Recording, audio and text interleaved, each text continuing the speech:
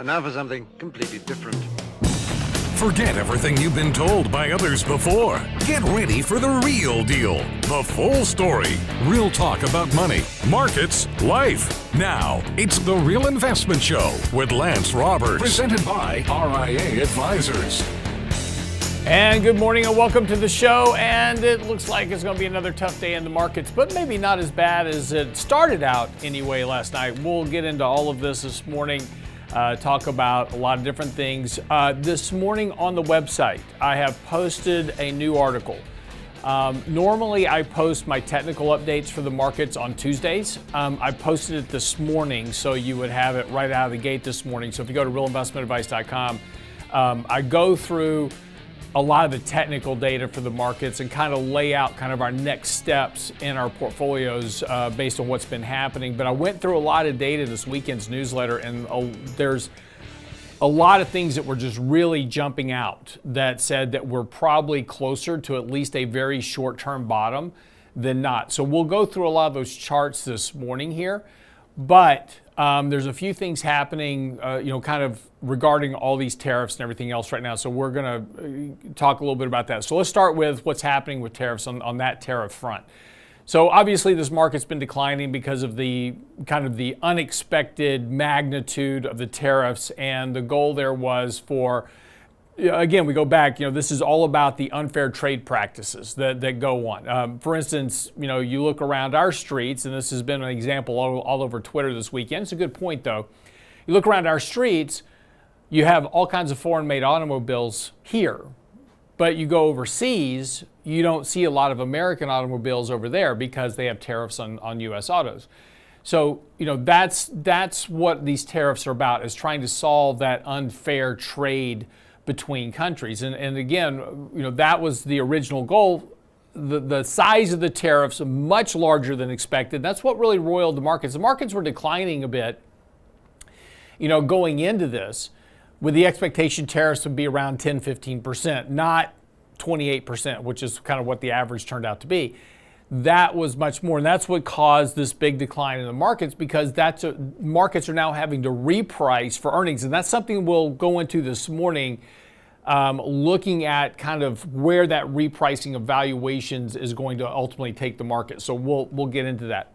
But over the weekend, Vietnam, other countries have all come to the table, either started reducing their tariffs to zero, or we're beginning talks. So about 50 countries altogether have already started kind of that negotiation process, which was one thing we talked about. We said if we start to see more of that, we should start to see the market rebounding a bit here. And now the last night, everybody was blowing up my phones because the markets were down about 4% last night on the futures. A lot of recovery this morning. The S&P is it's only down 93 points, but that's a lot less than the 2,000 points in the Dow, which is now down about 700 points. So there's already been some early morning recovery, a couple of reasons for that. But part of that is that we're starting to see this kind of negotiation begin, which was the one thing that we were all kind of hoping for, is that these countries will negotiate. That'll lower that burden of tariffs on the markets and on the economy in particular. China, though, is the holdout here, and we have until April the 10th before those Chinese retaliatory tariffs take place. So we have some time for them to negotiate. Donald Trump out this morning saying that he will not negotiate with China until the trade deficit is resolved. I don't know how he's going to get there on that, but we'll see what happens. But futures are pointing lower this morning again as markets still trying to work their way through this process. So here's what you need to know before the bell this morning. So news alert out this morning very early. You can't read this, but this is this big red bar across the top up here. This markets have started to really take notice of what's happening, and we're starting to see some actions being taken. The Thai Stock Exchange has banned short selling from the 8th to 11. We're starting to see markets now responding to this. Now, we haven't seen that here yet, but markets are beginning to get worried about the magnitude of these sell-offs. And don't forget, there are circuit breakers in place. So if the market drops too much in one day, we just shut down the markets, and that's happened before. We haven't got there yet, but those are also in place. Secondly, is that the markets are very, very oversold on multiple levels. So again, and this is something I'll get into a little bit more this morning, this is that Fibonacci retracement sequence that we talked about on Friday. We're currently sitting at about that 50% retracement. That's where we closed on Friday. This morning, we're going to challenge the 62% retracement, which takes us back to these lows that we had last May in the markets. And again, this was, during that initial kind of sell-off early last year before we got into the yen carry trade blow up in July, August. But we're getting back to that support level. That's that 62.8% retracement. Now, in normal retracement scenarios, 50 to 62% is typically where markets find their bottom. Now, not always, but that is usually where we start to see markets try to fish for a bottom, at least find some basic support. Markets are very oversold on the relative strength basis, very oversold on the momentum basis as well. Not surprising after last week, obviously. But again, we're kind of at levels now where markets have really been kind of pushing more of the extremes. One thing that's been working well, of course, last week in particular were bonds. Bonds are now very, very overbought. So if you're long bonds and you're looking to take some profits, this is actually not a bad time to do it. Bonds actually broke above the 200-day moving average last week, bullish there. We're starting to get moving averages turning up, suggesting lower yields in the future. But on a short-term basis, we're pretty overbought here. So again, might want to think about taking some profits out of bonds, because if you're just trading bonds, again, if you're holding bonds, that's fine. You don't need to do anything. But if you're trading bonds in your portfolio, I would look to take some profits here and then probably start buying stocks. We're going to get a bounce in stocks, and when stocks bounce, we'll get that reversal of that risk-off trade we saw last week. Money going out of stocks into bonds. We'll see that reverse. People pull money out of bonds to go back into equities, at least for the dip. So, so that's kind of the setup here. So be a little bit cautious. Again, just kind of how how you approach this. Whatever rally we get is likely going to be short-lived. Could see a fairly decent rally because of the magnitude of the decline. But whatever rally we get, we're going to get a retracement, most likely retest these lows before you set the final bottom. That would be a normal kind of setup for the markets to kind of form a bottom. But again, it doesn't have to happen that way. Back in 2020, Fed stepped in, markets went straight back up. But the Fed's not stepping in right now. There's no expectation the Fed is going to step in right now. So we see a rally. A lot of trap longs want to come back out. You get another decline. And that's potentially the bottom that you buy. Fed's expected to start cutting rates in May. They're cut 5 times this year, so that's going to help ease some of the downdraft on the markets. But one of the things we'll have to contend with as we get further into the year is the impact of these tariffs on the economy. If we start getting into recessionary territory in terms of the economic data, which we're not there yet, and the employment report on Friday, decently strong, no real sign of recession, but that's very much lagging data. If we start seeing more recessionary pressure later this year because of tariffs, yields obviously go lower. Stocks are going to remain under pressure. And as we kind of laid out at the beginning of this year, we really didn't expect markets to do much this year. Didn't expect this, but don't expect markets to be, really any higher than we probably started the year at this point. So again, a recovery, another decline later this summer, recovery into the end of the year, kind of wind up about where we are, maybe a little bit better. But that's probably the best we're going to expect this year based on where tariffs are. Now, if things change and we see a reprieve of these tariffs or a reversal for whatever reason through negotiations, whatever it is, then very different environment setup. So we'll have to just kind of work our way through this. But right now, at least looking for today, I would be looking that this market tries to hold the 62.8% retracement level, maybe even get some recovery during the day. I think we're going to start seeing some buying kind of step in here. We're just pushing a lot of extremes, but we'll go through that next when we come back from the break. But that's what you need to know before the bell this morning. Be right back. You're listening to The Real Investment Show.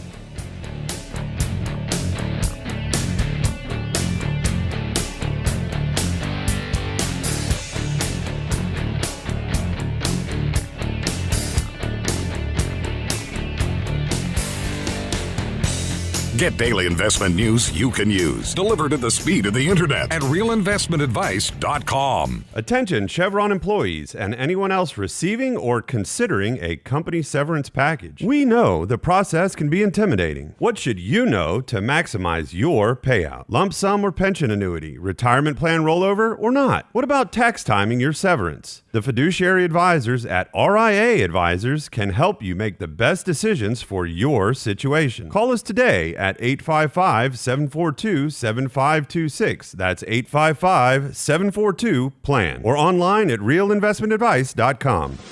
In 1999, a parafiduciary group of financial advisors were busted by corporate giants for trying to operate in their clients' best interest.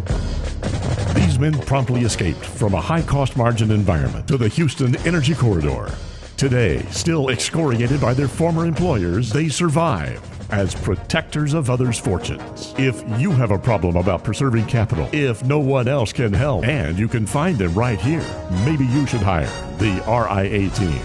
The Real Investment Show. RIA Advisors Research is the envy of the industry. Our economic insights are featured on advisorperspectives.com, Fox Business, and MarketWatch. RIA provides advisors with marketing and back office support, objective research, and holistic, cutting-edge financial planning tools to meet your clients' needs. Want to join a winning team and be part of a fiduciary culture where you can do your best work? Then why haven't you contacted us yet? Go to our confidential advisor hub at realinvestmentadvice.com. RIA Advisors. Big enough where it matters, agile enough when it counts.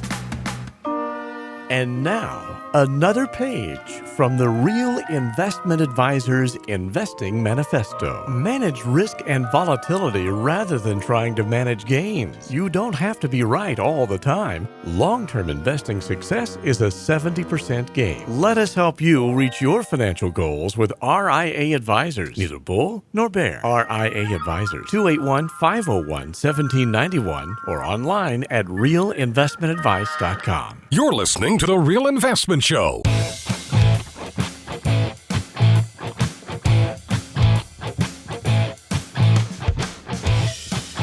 And welcome back to the show this morning.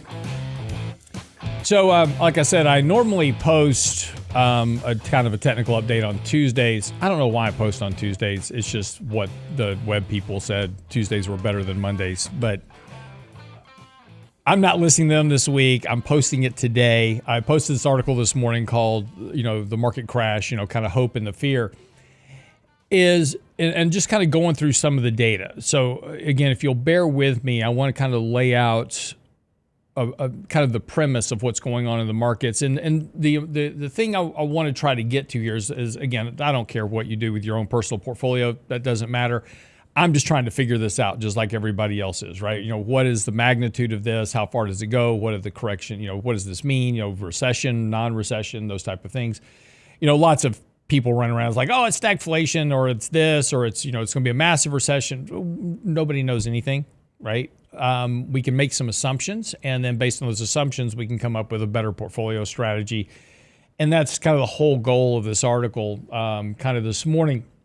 But, so one of the things that we know for a fact is that earnings are going to track economic growth. And there's a very high correlation historically between earnings growth and economic growth, because earnings come from economic activity. So if you really want to know where earnings are going, you just have to figure out where the economy is going. So if you're in the massive recession camp because of tariffs, whatever the reason is, then you should expect dramatically lower earnings. If you are in the non-recession camp, then you can expect a better rate of earnings growth, albeit it might be slower than what was originally anticipated because of tariffs, right? So just, again, this is where you've got to make your own decisions about your assumptions. And again, it's this is the same as going to playing, kind of playing blackjack and Vegas, and we're all betting on possibilities versus probabilities, right? That's what this all comes down to. But this is a chart showing you the annual growth of earnings versus the economy. And so you see the red dot, that was 2024, where we had economic growth that was running, kind of well above almost 3%. and you had earnings growth that was up about 9% for the year. 2025, on current assumptions, we're going to have earnings growth somewhere around, GDP growth somewhere around 1% this year so far. I think at least what's expected right now. And we can take a look at earnings growth is about 3% at the moment. Now, this is based on kind of current estimates. Okay. So having said that, that's what you can kind of expect for this year looking at that. But let's make some assumptions on tariffs, because again, this is what we're trying to get to is what does this mean for earnings? So let's assume that we have negative earnings growth, negative GDP growth this year, right? So we're going to have a negative 1% GDP growth. That's a fairly decent recession. It's not, depression era type, but 1.5% negative GDP growth rate is good. That's a decently deep recession in the economy. Contraction in spending, rising job losses. You're going to get unemployment running around 5, 6, 7%. You're going to get the decline in inflation because of less economic activity. So it's a fairly decent recession. So if you look at a negative 1% growth, you're going to have earnings growth falling, fairly well. You're going to have negative earnings growth 1, 2, 3% as well. So that kind of shifts that whole 2025 forecast way off to the left. Now, those big outliers that you can see on the graph, the 2008 financial crisis, the 2020 pandemic, the 2021 pandemic stimulus surge, when we send in the stimuluses, those are the one-off events generally generated by some type of exogenous event, like coming in with a massive TARP QE package like we did in 2009, or coming in, shutting down the economy and having the 2020 pandemic breakdown where you just collapse the economy. Those things happen, right? But they don't happen often. And generally the outliers are the recovery periods, not the actual decline period, right? So again, it's where earnings are really beginning to recover strongly coming out of a period. But again, you kind of get the idea that, if we want to know where earnings are going to go to, we can take some pretty good assumptions. Now, since the beginning of this year, I've been talking about earnings estimates being way too elevated, that Wall Street's expectations for earnings growth was way too high, and that would have to come down. And we didn't, and as we said then, we don't know what will cause that, but something will occur and these estimates will have to come down. Well, we now know what it is. It's now tariffs. And those estimates are now declining. And what we had said previously is that we'd have to get to $220 a share to get earnings back to their long-term economic growth trend line. And it was interesting because Goldman Sachs just came out with a chart and said, okay, in our recession scenario for earnings, $220 a share. So there you go. Right? We wrote about this a month and a half ago. Goldman Sachs now catching up with us. We appreciate you, Goldman. But we can take that $220 a share and we can actually do some work with that. And we can figure out kind of where the markets are. So this is what we're looking at. How do you price a market? You price markets on valuations. So if you want to know where the stock market is going to trade over the next year, pick an earnings growth or pick an earnings level. In this case, we're going to use $220 a share. We're going to use that recession scenario put out by Goldman, $220 a share. And we're going to say, based on that, let me back this up. Let me start with the positive scenario first. So we'll take out, before we get to the recession scenario, we'll talk about what the expected scenario is that right now expectations are $253 a share in earnings. So put a multiple on that, right? So we put a multiple on $253 a share in earnings, and you can say, okay, I think the market will trade at 22 times earnings, 20 times earnings, 18 times earnings, 16 times earnings. So based on that view, right, I can now come up with a price to the market. So just like you do valuations, I say price divided by earnings. If I do earnings time price, I can get the price of the market based on expected earnings. Where we're currently trading is about 20, as we closed on Friday, we're trading at 20 times those forward earnings. So if we can get to $253 a share, now that's down sharply from $296, by the way.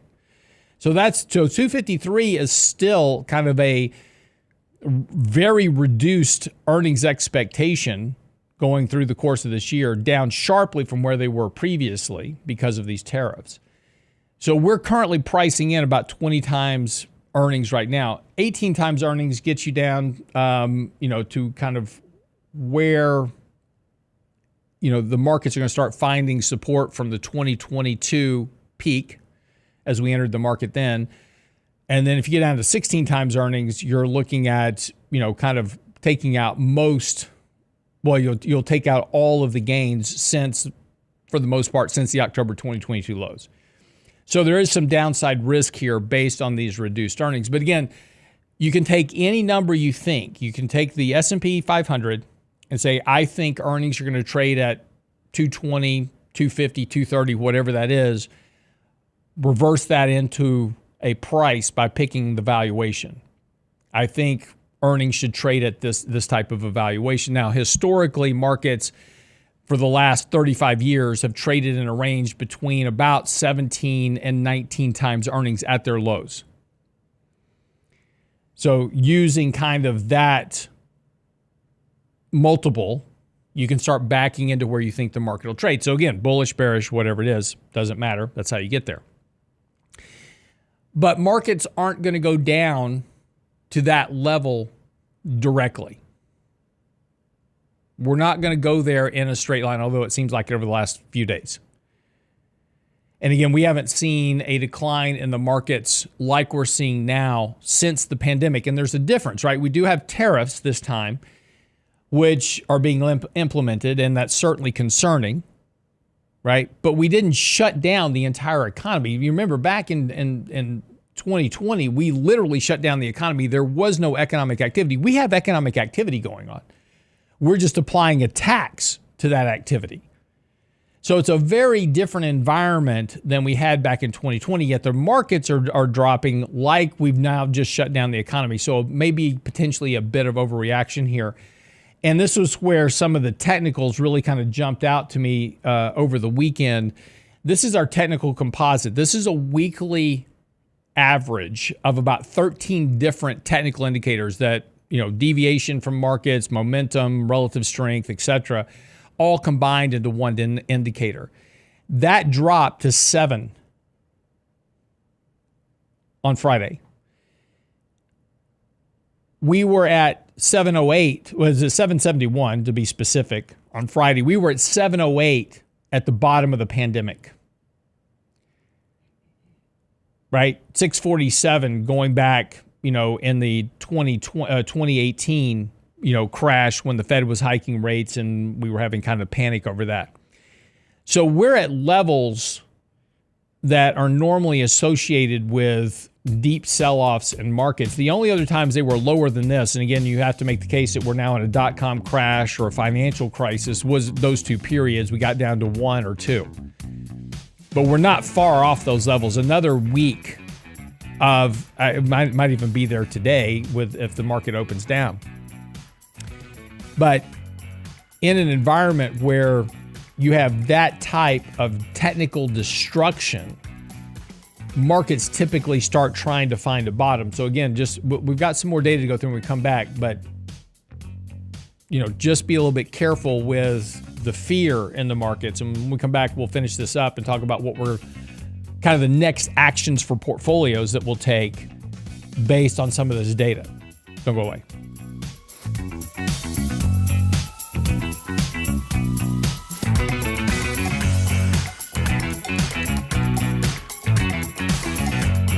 The Real Investment Advice blog. It's required reading for the informed investor. Catch it today at realinvestmentadvice.com.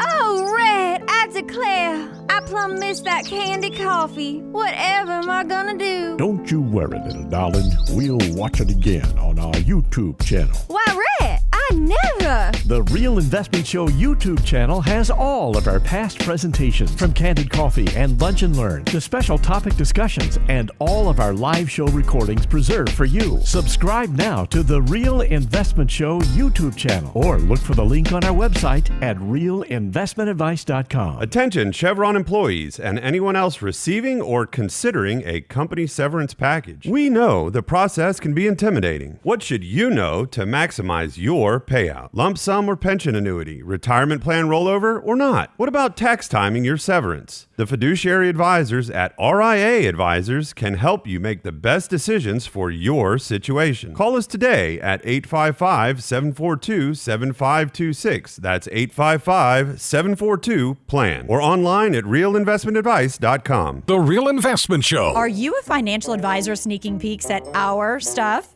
Instead of trying to do it all yourself, why not just join the team at RIA Advisors? Our full-service organization can provide you with the support, unparalleled research, and tools for managing your clients' money and honoring the fiduciary pledge of putting clients' best interest first. Don't take our word for it. Talk to the advisors that work with us.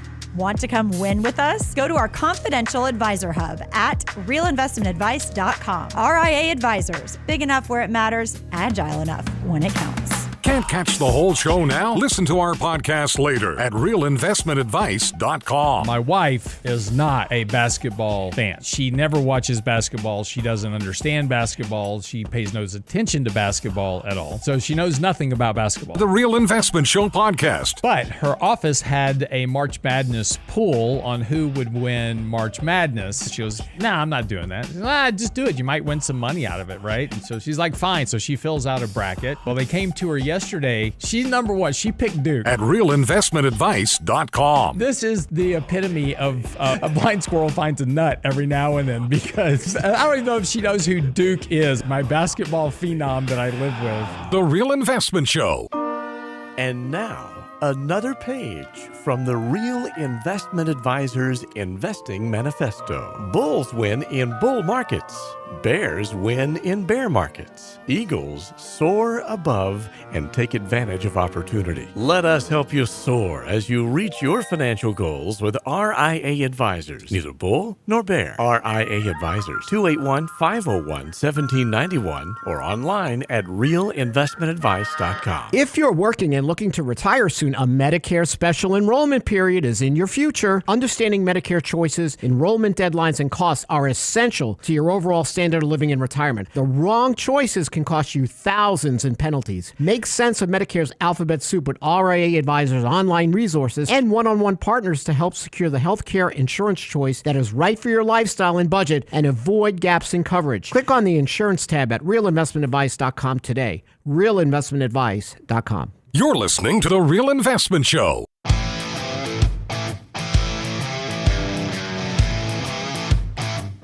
Good morning. I appreciate you all joining the show this morning.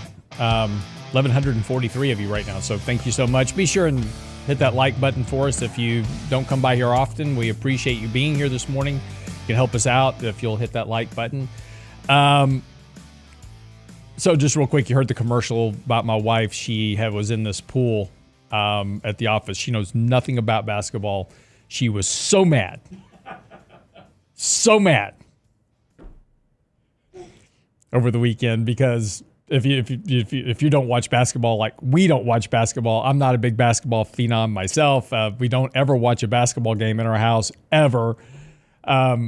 We watched about 30 minutes of Duke and Houston playing, and they were leading by 14, 15 points. We said, they got this wrapped up. We went to bed. And of course, the next morning, Brent posted wanted to rub it in this morning. So Brent posted a picture on my notes page that says Duke led by 14 with 8 minutes left. Duke led by 9 with 2 minutes left. Duke led by 6 with 34 seconds left. Duke led by 3 with 25 seconds left. Duke led by 1 with 19 seconds left. Duke lost. And that's true. And she was mad. So she didn't win the pool, unfortunately. So she doesn't get her treat that she wanted. So it's always next year, babe. But there's actually an important point to that, which is this goes to investing as well. And something that I'm talking, and this feeds into our conversation this morning, by the way, is that this is the trick with investing, is going in to that game between Duke and Houston. Duke was heavily favored to win. I mean, it was pretty much a lockout that Duke was going to win this game. And it didn't happen. Unexpected things can happen. We talk about this about portfolio management all the time, is that the thing that we think is going to happen sometimes doesn't. And when it comes to investing, the things that we're banking on happening often don't. And that's kind of where we are. I'm just reading some of the comments in the YouTube chat this morning. And, there's a lot of really bearish stuff here. And that's okay. There's nothing wrong with that. But just be careful to not be too bearish. Again, our job as investors is to be eagles, which is just look at the landscape, survey from, 300 feet in the air, and pick your targets. And don't get too wrapped up in being just bullish or just bearish, because things are going to change, and they're going to change very rapidly, like on a dime. And markets will start making new assumptions. You remember this back from 2022 as a good example. Markets were declining because the Fed was hiking rates, but then we started, the markets would start, but maybe they're going to start, maybe they'll stop hiking rates here. Maybe they'll stop, and the markets would get this very big rally, and then the Fed would come out and say, no, we're going to keep hiking rates, and the market would sell off again. And as soon as the market sold off, the market goes, but maybe they're going to stop hiking rates, and then the markets would rally again, and then the Fed would kind of crush those hopes. And we kept having these rallies and declines during all of 2022. And that's still probably going to be the case with what's going on with these tariffs, is that markets get super negative. They're going to start finding a narrative. Markets want to make money. Wall Street wants to make money, right? So they're going to find a narrative, and they're going to start buying stocks somewhere in here at these lows and run these markets back up. And then you're going to get really bullish on stocks, and then that's about the time they're going to start selling again, and you're going to retest lows and those type of things. So we're going to go through this for a while. This volatility rise is going to be with us for some time. And so our job here is going to try to pick our targets where we have some opportunities. And don't be overly bullish. Don't be overly bearish. Just navigate the landscape. Let me show you a couple of. So I showed you that technical chart down at 7. That doesn't happen very often in history. And when it does happen, you're typically near market lows. Same thing with our fear-greed gauge. Now, our fear-greed gauge is different than, people go, well, why is yours different than CNN? Because we measure different things. CNN uses the S&P index to measure the S&P index. Seems kind of ridiculous to me, but okay. So this just simply measures how people are allocated. Sentiment and allocation, right? So this is bullish sentiment versus bearish sentiment. It's asset allocation. It's the volatility index. It's all those things kind of all rolled into one composite index. It's now at 30. And that's it's not extremely low. It's not as low as we saw it back in the pandemic crash. It's not quite as low as we saw it during 2022. It's not quite as low as we saw it during the dot-com crash. But it's very low relative to history, and is at levels that normally markets find corrective bottoms. Again, no guarantees of anything. But as I was kind of using that example of blackjack earlier, but same thing with Duke versus Houston, right? We bet probabilities versus possibilities when we're betting, right? Gambling. The probabilities were that Duke was going to win. They didn't, right? That's the possibility overrode the probability. And I wrote about this in the article talking about playing blackjack. If you've played the game of blackjack, if you're dealt 20, 10 and an 8, right? You're holding 20. I'm sorry, 10 and 8. That's 18. You're dealt an. I get my math right this morning. You're dealt an ace and a 9, so you're holding 20, right? You're going to hold that hand. You're not going to take another card Because if you get anything other than an ace, which could count as 1 or 11, you're going to bust 21 and you lose. So you're going to hold 20. The dealer has to get 21 without busting to beat you, or 20 at least to give you a push. You just get your money back. The odds of getting 21 is very difficult without busting, but it happens. I've played before, and I'm sitting with 20 as a good example, and they dealt themselves a blackjack, right? It happens. But that's a possibility versus a probability. So as investors, what our job is to take a look at this data and say, historically speaking, we are at levels where the probabilities versus the possibilities are in our favor. But does that mean the possibilities can't still win out? Yes, they can. But this is where we've got to navigate, right? And at some point, you've got to start making some decisions about your portfolio. Let me show you this chart. This is our risk range report. We published, by the way, all of these charts, they're in the weekly newsletter. So if you don't subscribe to our weekly newsletter, either at Substack, at Lance Roberts on Substack, or on our website, realinvestmentadvice.com, I email it to you every weekend when we publish it. But all these charts I publish every week in the newsletter for you, along with a lot of other stuff. Relative rotation, stock screens, whole bunch of stuff is in the weekly newsletter for you to help you manage your money better. But what this table shows you is, and I want you to focus on these far right columns, is when markets are oversold relative to their normal ranges. So based on every sector and market, they trade within a normal range in a given month. So if things trade, you're having a lot of buying going into something in a given month, it's going to be it's going to be on the top of its risk range. Normally when that happens, you get a reversal. When things trade well below their risk ranges, you get a reversal in the other direction. You'll notice that the vast majority outside of gold and gold miners, which are still extremely deviated from the long-term means, most markets and sectors are trading well below their long-term averages and well outside their normal risk ranges. When you get this type of deviation, markets are generally near lows, probabilities versus possibilities. Does that mean these can't go lower? No, but you're at levels, technically speaking, market speaking, that normally markets start finding buyers. Remember, buyers are sitting out there. We've talked about buyers live lower, sellers live higher. Well, we saw the sellers, right, come into the markets, and buyers were going, yep, I'm here to buy down at these levels. And at some point, buyers are going to go, hey, I'm stepping in. I need that chart for one more second.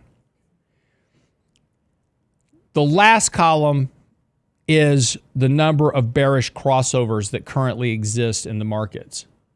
You have an exorbitant amount of those now in bearish crossovers, which tells us two things. One, when the number of bearish crossovers, kind of rise all at once as they did, you're normally near a short-term low, but you're not at the low. It is very possible we are now going to enter a longer period of market turmoil, as we've been talking about, where you're going to get counter-trend rallies and declines. So this is going to have to be part of what we navigate here over the course of the next few months as we kind of go through this. But when we come back from the break, I want to kind of lay out what we expect the market to do near term and what we're going to be doing in our portfolios based on those expectations of a more volatile market for the rest of this year. Don't go away.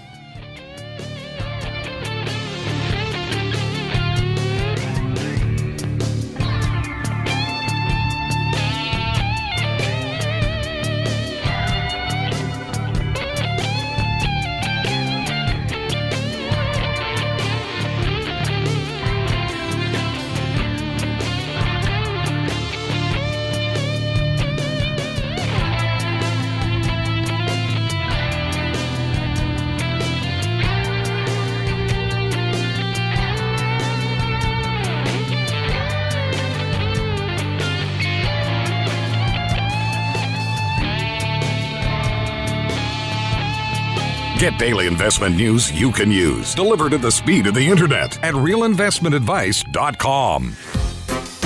The Real Investment Show YouTube page has all of our videos ready for your easy access. From 3 minutes on markets and money to each day's radio shows like Technically Speaking Tuesday, Financial Fitness Friday, and the latest analysis from Lance Roberts and Michael Leibowitz. Subscribe and bookmark our YouTube channel for The Real Investment Show, or just click on the show links at realinvestmentadvice.com. RIA Advisors Research is the envy of the industry. Our economic insights are featured on advisorperspectives.com, Fox Business, and MarketWatch. RIA provides advisors with marketing and back office support, objective research, and holistic, cutting-edge financial planning tools to meet your clients' needs. Want to join a winning team and be part of a fiduciary culture where you can do your best work? Then why haven't you contacted us yet? Go to our confidential advisor hub at realinvestmentadvice.com. RIA Advisors. Big enough where it matters, agile enough when it counts. The Real Investment Show. Attention Chevron employees and anyone else receiving or considering a company severance package. We know the process can be intimidating. What should you know to maximize your payout? Lump sum or pension annuity, retirement plan rollover or not? What about tax timing your severance? The fiduciary advisors at RIA Advisors can help you make the best decisions for your situation. Call us today at 855-742-7526. That's 855-742-PLAN or online at realinvestmentadvice.com. And now, another page from the Real Investment Advisors Investing Manifesto. A passive investment portfolio requires active risk management. It's not a choice, it's necessity. Diversification doesn't protect against risk of loss. Let us actively help you reach your financial goals with RIA Advisors. Neither bull nor bear. RIA Advisors, 281-501-1791 or online at realinvestmentadvice.com. You're listening to The Real Investment Show.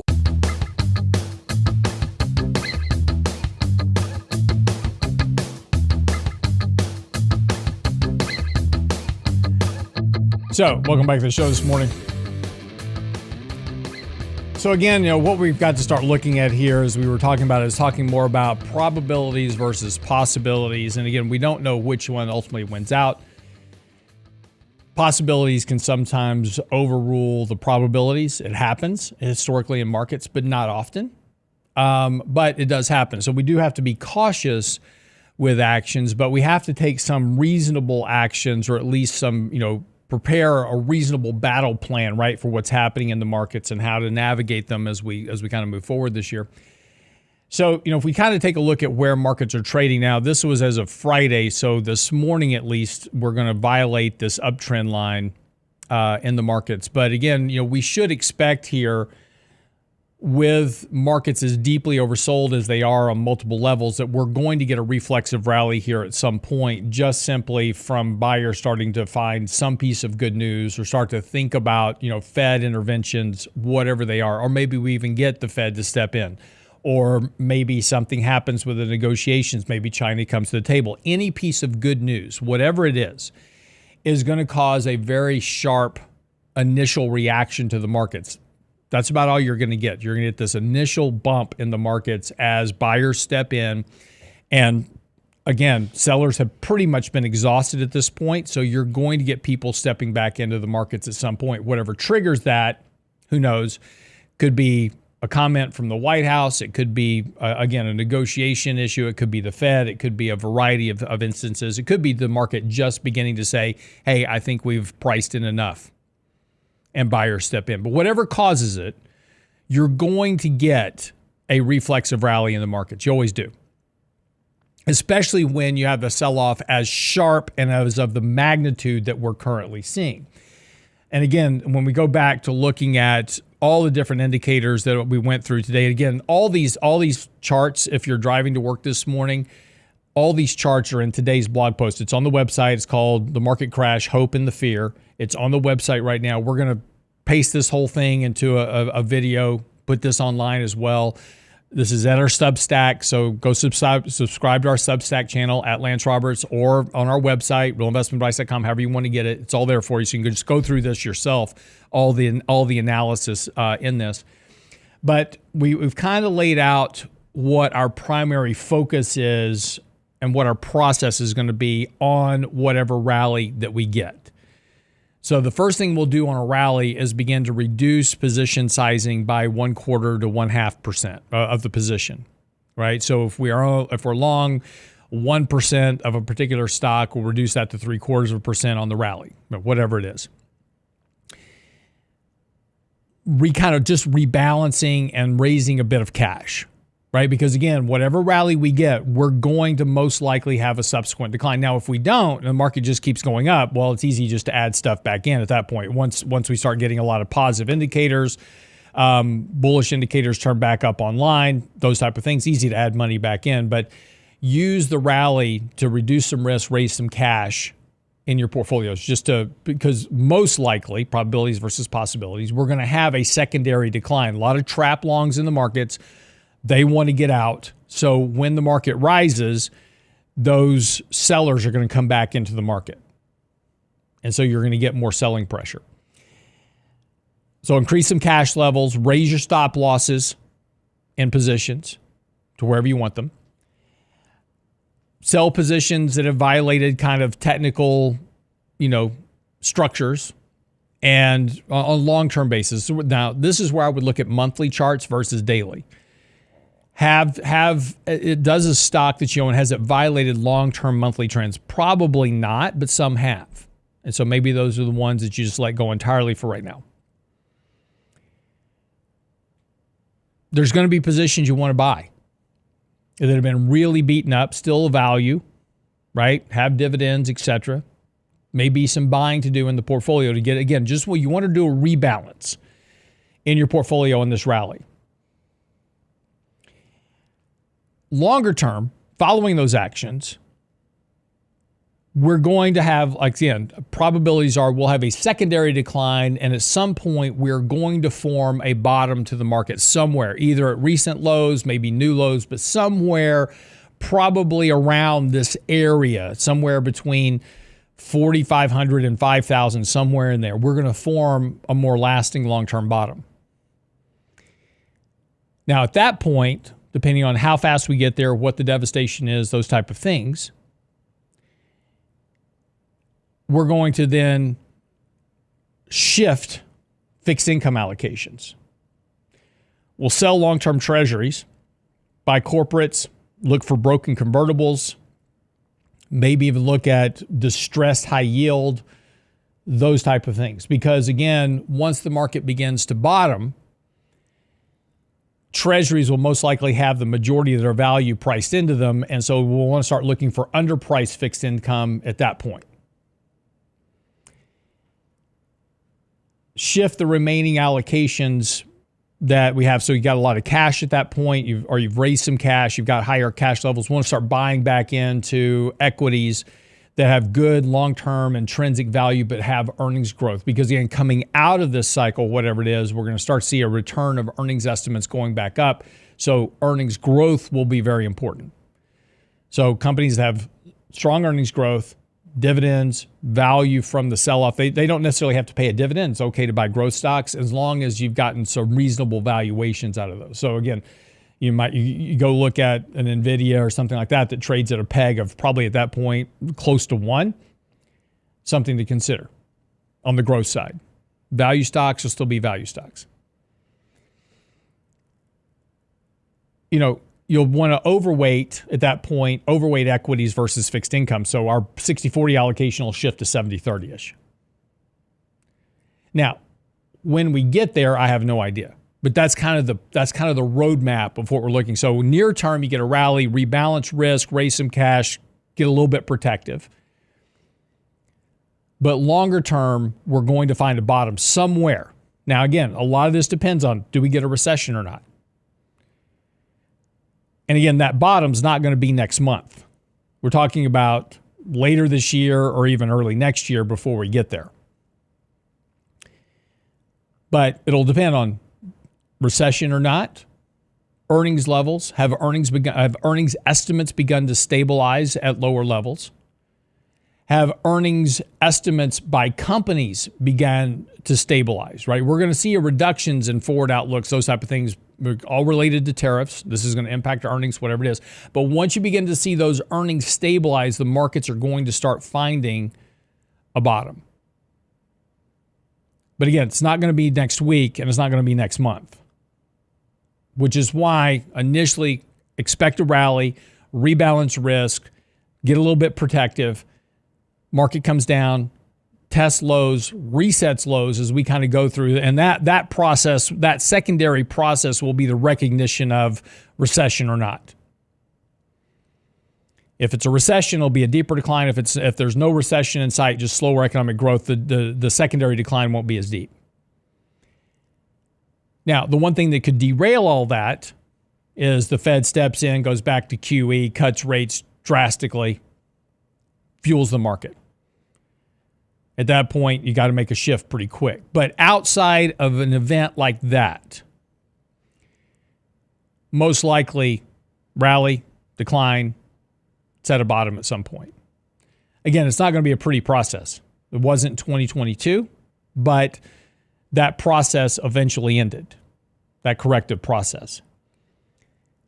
So that's what you want to be looking for. Again, how we get there could be ugly, could be multiple rallies and declines. It could be a variety of patterns the way it plays out. That's why we have to just navigate the technicals. But it will get there eventually. And what we've got to be able to do at that point is to step in and buy. Remember, the hardest part about investing is buying. When everybody else is selling, trying to step in and buy something is the most difficult thing to do as investors. Our emotions are working against us. Our fear dynamic is working against us. Everything tells us to just cut and run, just sell everything now. That typically turns out to be the worst actions that we can take. It's hard, right? Right now it's tough, absolutely tough, right? When you wake up in the morning and you see the Dow down 800 points and the S&P down, 120 points, I mean, it's like, oh my God. It's tough, right? That's that emotional bias kicking in. That's where we feel like, oh, I've got to do something. But sometimes doing something now is a little too late, right? There's sometimes we just have to hold on, suffer our way through it, and then fix things on the rally. But again, where's the bottom? Is it today? Is it tomorrow? Is it the day after tomorrow? Is it the day after that? I don't know. I don't know where the bottom is. I do know that technically speaking, the markets are telling us we're close to a bottom. Something is going to happen to trigger a buying response. What that will be, I have no idea. We can all guess at it. But the important lesson here is we have to measure probabilities versus possibilities and trade that as best we can. I know it's tough, right? We're here for you. We're going to walk through this every day, navigate our way through this. We're going to have some right calls here. We're going to have some wrong calls here, but we'll work our way through it. So just hang with us. Tune in tomorrow. We'll update you on where we are, and we'll just navigate this as we go. We appreciate you. Appreciate you viewing. Appreciate you watching. Please like and subscribe to the channel. Tell your friends. And be safe today. Don't make any mistakes. And we'll pick it up again tomorrow. Have a great day.